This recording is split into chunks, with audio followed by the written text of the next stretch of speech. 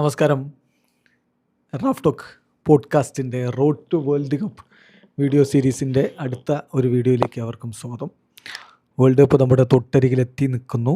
പക്ഷെ എന്നിട്ടും എന്തോ ഒരു ആവേശക്കുറവ് എന്നൊക്കെ ഇപ്പോൾ എല്ലാവരും പറഞ്ഞു തുടങ്ങിയിട്ടുണ്ട്. പക്ഷെ നമുക്കങ്ങനെ വിട്ടാൽ പറ്റില്ലല്ലോ. നമുക്ക് ആവേശം ഉണ്ടാക്കിയേ പറ്റൂ. അതിനാണ് നമ്മൾ ഈ ഒരു ചാനൽ പൂർണ്ണമായിട്ട് ഇപ്പോൾ മാറ്റിയിരിക്കുന്നത്. റോഡ് ടു വേൾഡ് കപ്പ് വീഡിയോകൾ അതിനാണ്. 48 ടീമുകൾ മത്സരിക്കുന്ന വേൾഡ് കപ്പ് കഴിഞ്ഞ വേൾഡ് കപ്പ് പോലെയല്ല. വേൾഡ് കപ്പിൻ്റെ ഫോർമാറ്റിലൊക്കെ വ്യത്യാസമുണ്ട്. അത് കൃത്യമായിട്ട് മനസ്സിലാക്കണം. അത് നമ്മൾ നേരത്തെ വീഡിയോ ചെയ്തിട്ടുണ്ട്. ജസ്റ്റ് ഒന്ന് നോക്കിക്കഴിഞ്ഞാൽ നിങ്ങൾക്കത് കിട്ടും, പുതിയ വേൾഡ് കപ്പ് ഫോർമാറ്റ് എന്താണ് എന്നുള്ളത്. നമ്മൾ ഓരോ ടീമുകളുടെയും സ്ക്വാഡുകളൊക്കെ പ്രഖ്യാപിക്കുന്ന ഈ ഘട്ടത്തിൽ ആരൊക്കെയായിരിക്കും ആദ്യ മത്സരത്തിൽ സ്റ്റാർട്ടിംഗ് ലെവലിലുണ്ടാവുക, പ്രമുഖ ടീമുകളുടെ സ്റ്റാർട്ടിംഗ് ലെവനും മറ്റുമൊക്കെ നമ്മളൊന്ന് പരിശോധിക്കുകയാണ്. ഇതൊക്കെ ഒരു ആവേശത്തിൻ്റെ ഭാഗമായിട്ട് നമ്മൾ ചെയ്യുന്നതാണ്. വേൾഡ് കപ്പിന് ഇനിയും കുറച്ച് ദിവസങ്ങൾ കൂടി ഉള്ളത് കൊണ്ട് പരിക്കോ മറ്റു പ്രശ്നങ്ങളോ ഒക്കെ വന്നാൽ ഇങ്ങനെയാവില്ല സ്റ്റാർട്ടിംഗ് ലൈനപ്പ് എന്നതും നിങ്ങൾക്കറിയാലോ. പിന്നെ നമ്മൾ ഫുട്ബോൾ പ്രേമികൾക്ക് ഇതൊക്കെയാണ് ഇതിൻ്റെ രസം. നമ്മളിതൊക്കെ ഇങ്ങനെ ചർച്ച ചെയ്തുകൊണ്ട് പോവുകയും ചെയ്യും. അപ്പോൾ ഇന്ന് നമ്മൾ പരിശോധിക്കുന്നത് ആദ്യത്തെ വീഡിയോ, ഈ ഒരു പ്ലേയിങ് 11 എങ്ങനെ ഉണ്ടാകും എന്നുള്ളത് നോക്കുന്ന ആദ്യത്തെ വീഡിയോയിൽ നമ്മൾ അർജൻറ്റീനയെയാണ് പരിശോധിക്കുന്നത്. തീർച്ചയായിട്ടും എന്തുകൊണ്ട് അർജൻറ്റീന എന്നുള്ളതിന് ഞാൻ പ്രത്യേകിച്ച് ഉത്തരം പറയേണ്ടതില്ലല്ലോ. നിലവിലെ ചാമ്പ്യന്മാരാണ്. അപ്പോൾ അവരിൽ നിന്ന് തന്നെ തുടങ്ങാമെന്ന് കരുതി. ഗ്രൂപ്പ് ജെയിൽ അർജൻറ്റീനയുടെ ഗ്രൂപ്പ് ജെയിലെ എതിരാളികൾ ആരൊക്കെയാണെന്ന് ആദ്യം നോക്കാം. ഗ്രൂപ്പ് ജെയിൽ അവർ ജൂൺ 16 കാൻസസ് സിറ്റിയിൽ അൾജീരിയക്കെതിരെ കളിക്കും. രണ്ടാമത്തെ കളി ജൂൺ 22 ഡല്ലാസിൽ അവർ ഓസ്ട്രിയക്കെതിരെ കളിക്കും. മൂന്നാമത്തെ മത്സരം ജൂൺ 27 ഡല്ലാസിൽ അവർ ജോർദാനെതിരെ കളിക്കും. ഇതാണ് അവരുടെ ഗ്രൂപ്പിലെ മത്സരങ്ങൾ. ഈ പറഞ്ഞ ദിവസം എന്നുള്ളത് നമുക്ക് ഇന്ത്യൻ സമയം പറയുമ്പോൾ തൊട്ടടുത്ത ദിവസത്തെ പുലർച്ചയിലായിരിക്കും കളി ഉണ്ടാകുക. നിങ്ങൾക്ക് അറിയാവുന്നതുകൊണ്ട് ഞാൻ വീണ്ടും അതിലേക്ക് പോകുന്നില്ല. അപ്പോൾ അർജൻറ്റീനയുടെ സ്ക്വാഡിൽ ആരൊക്കെ ഉണ്ടാകും എന്നുള്ളതിൻ്റെ ഒരു 55 member preliminary list officially coach Lionel Scaloni പുറത്തുവിട്ടിട്ടുണ്ടായിരുന്നു. നിങ്ങൾക്കറിയാം, അത് ഫൈനൽ സ്ക്വാഡ് ഇതുവരെ പ്രഖ്യാപിച്ചിട്ടില്ല. അത് ഈ മാസം അവസാനമാണ് ഉണ്ടാവുക എന്ന് TYC സ്പോർട്സ് റിപ്പോർട്ട് ചെയ്യുന്നുണ്ട്. മെയ് 30 എന്തായാലും ഫിഫക്ക് 26 അംഗ ഫൈനൽ സ്ക്വാഡ് കൊടുക്കാനുള്ള സമയമാവും. അപ്പോൾ 24-ാം തീയതി കഴിഞ്ഞ് 24-ാം തീയതിയോടുകൂടി മിക്ക യൂറോപ്പിലെ ലീഗുകളും അവസാനിക്കും. അപ്പോൾ 25-ാം തീയതി മുതൽ എസൈസ പ്രോപ്പർട്ടിയിൽ ടീം അസംബിൾ ചെയ്യാനാണ് ഇപ്പോൾ അർജൻറ്റീന പ്ലാൻ ചെയ്തിരിക്കുന്നത്. അത് കഴിഞ്ഞ് അവർ വേൾഡ് കപ്പിനായിട്ട് കാൻസസ് സിറ്റിയിലേക്ക് പറക്കുകയും ചെയ്യും. അപ്പോൾ അതിനു മുമ്പ് ഒരു സ്ക്വാഡ് പ്രഖ്യാപനമാണ് നമ്മളൊക്കെ പ്രതീക്ഷിക്കുന്നത്. ഏതായാലും ഇപ്പോൾ നമ്മൾ നോക്കുന്ന കാര്യം അവരുടെ സ്ക്വാഡ് എങ്ങനെ ഉണ്ടാകും, ആദ്യ മത്സരത്തിലെ പ്ലേയിങ് 11 ആരൊക്കെ ഉണ്ടാകും.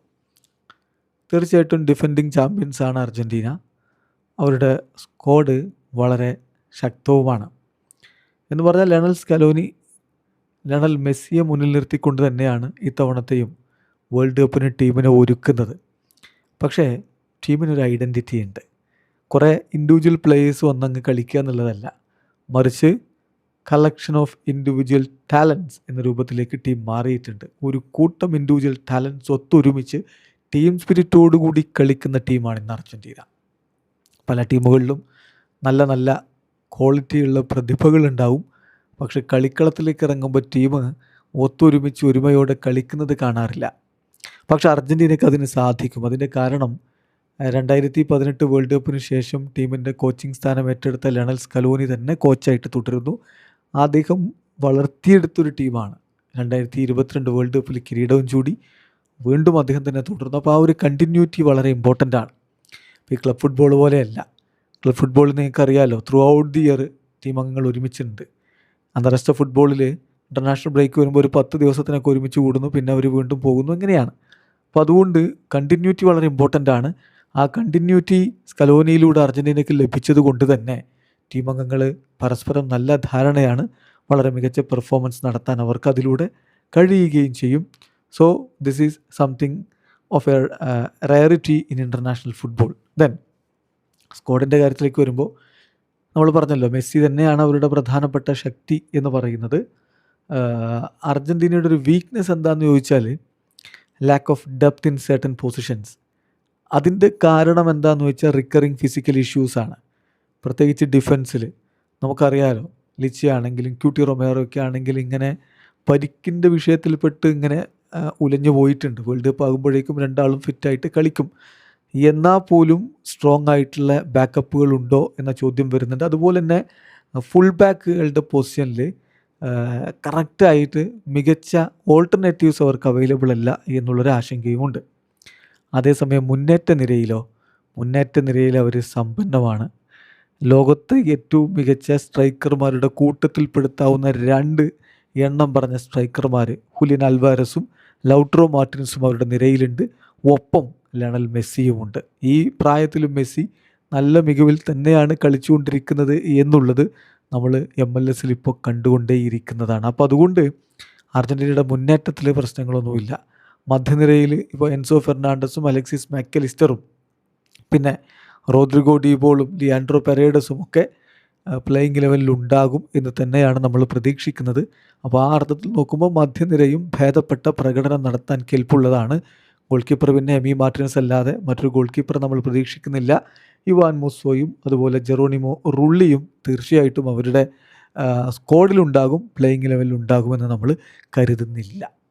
അപ്പോൾ നമ്മൾ പ്രതീക്ഷിക്കുന്നത് എന്താണെന്ന് വെച്ചാൽ മികച്ച ഗോൾ കീപ്പിങ്, ഡിഫൻസിൽ പ്രത്യേകിച്ച് വിങ് ബാക്കിൽ ചെറിയ ആശങ്കകളുണ്ട്, മധ്യനിര ഒരു ആവറേജോ അല്ലെങ്കിൽ അതിന് മുകളിലോ നിൽക്കുന്ന ഒരു നിര, മുന്നേറ്റത്തിലോ സൂപ്പർബ് ആയിട്ടുള്ള ഒരു കോമ്പിനേഷൻ അവർക്കുണ്ട്. അപ്പോൾ അതാണ് അർജൻറ്റീനയുടെ ഒരു കരുത്തെന്ന് പറയുന്നത്. ഇതെല്ലാം കൂടി ഒരുമിച്ചെടുക്കുമ്പോൾ ഒരു ടീം എന്ന നിലയിൽ ഒരുമിച്ച് അവർക്ക് വർക്ക് ചെയ്യാനും കഴിയും. അത് ദീർഘകാലമായിട്ട് സ്കലോനി അവിടെ നിന്ന് ഉണ്ടാക്കിയെടുത്താണ്. അപ്പോൾ ഇനി ചോദ്യം, അൾജീരിയക്കെതിരെയുള്ള അവരുടെ ആദ്യ മത്സരം ജൂൺ 16 ടീം ഇറങ്ങുമ്പോൾ പ്ലേയിങ് 11 ആരൊക്കെ ഉണ്ടാവും?